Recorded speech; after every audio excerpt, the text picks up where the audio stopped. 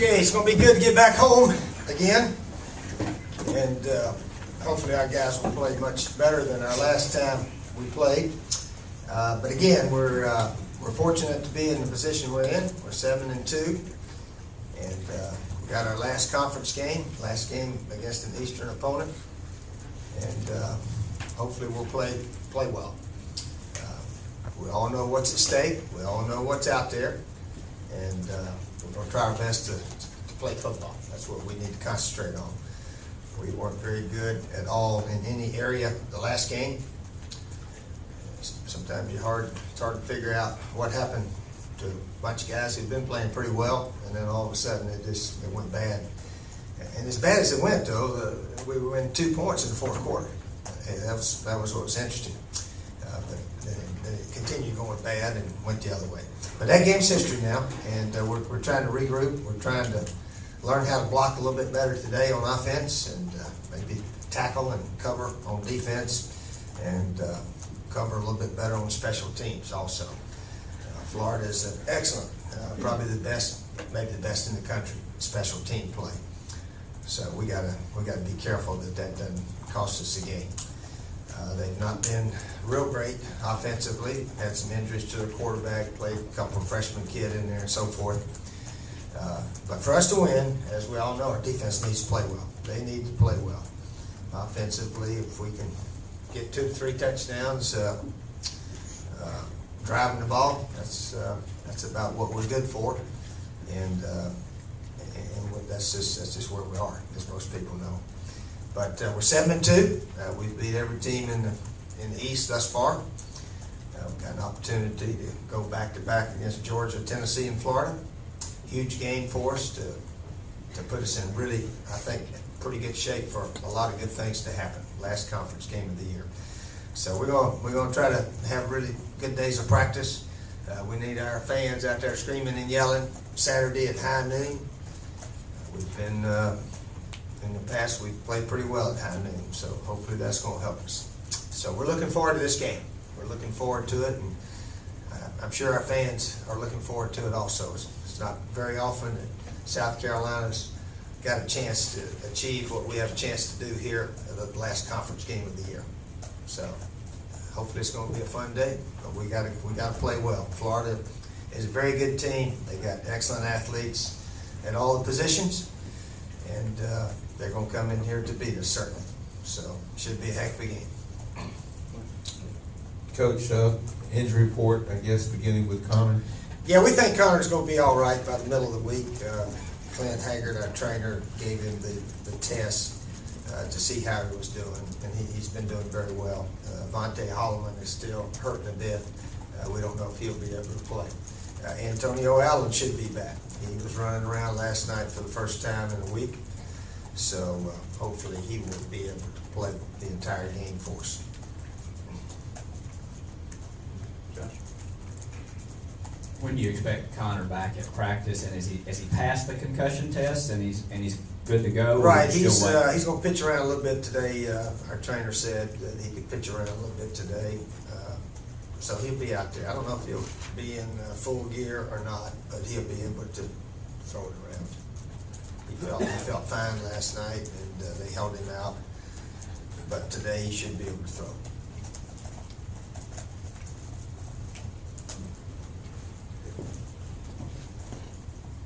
Coach, is DJ Swearinger all right? I think he might have got banged up a little. Yeah, he's got a sprained foot. He's got a foot that's nagging him. He probably won't practice too much during the week, but they think he should be able to play. It was bothering him a little bit. That's one reason he was not on kickoff coverage. And obviously we need to do a lot better in kickoff coverage. So we're working on that. Steve, in the first first half of the season, Melvin and Jadavian had a ton of sacks, not so many lately. Devin said that they've seen a lot of different stuff from opponents than what they had seen on film. Are those guys just getting a lot more attention? Why the drastic drop in sacks? Well, Arkansas just blocked us. They just blocked us. That's all you can say. They blocked us. And I don't know about leaving 2 or 3 guys in or whatever, but The same thing as last year. I really admired the way those Arkansas guys pass block. They've got a good offensive line. They seem to know what they're doing. They took it upon themselves as a challenge to block our guys.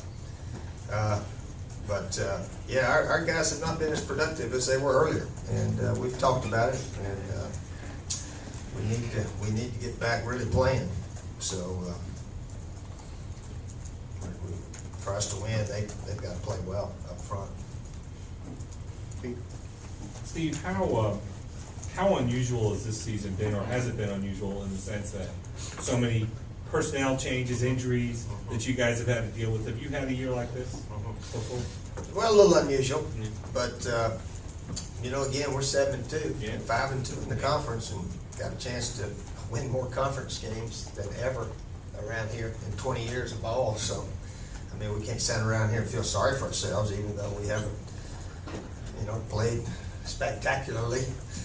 We've won a bunch of games, and so we just got to look at where we are and try to get ready to play our best this week with the players we have, and that's what we're going to try to do.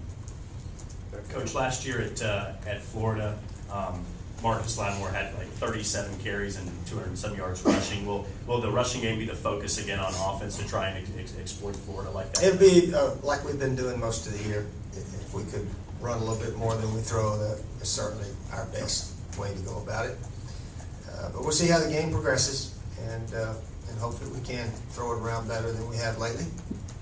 We're working on it, but we were very sad the other night trying to throw it around, and hopefully we can get better. Coach, is there a concern that maybe some of your players think this Florida team was that close to losing 5 games in a row? How do you get the focus? you got to realize Vandy may be one of the best teams in our division right now. They almost beat Georgia. They had Arkansas on the ropes.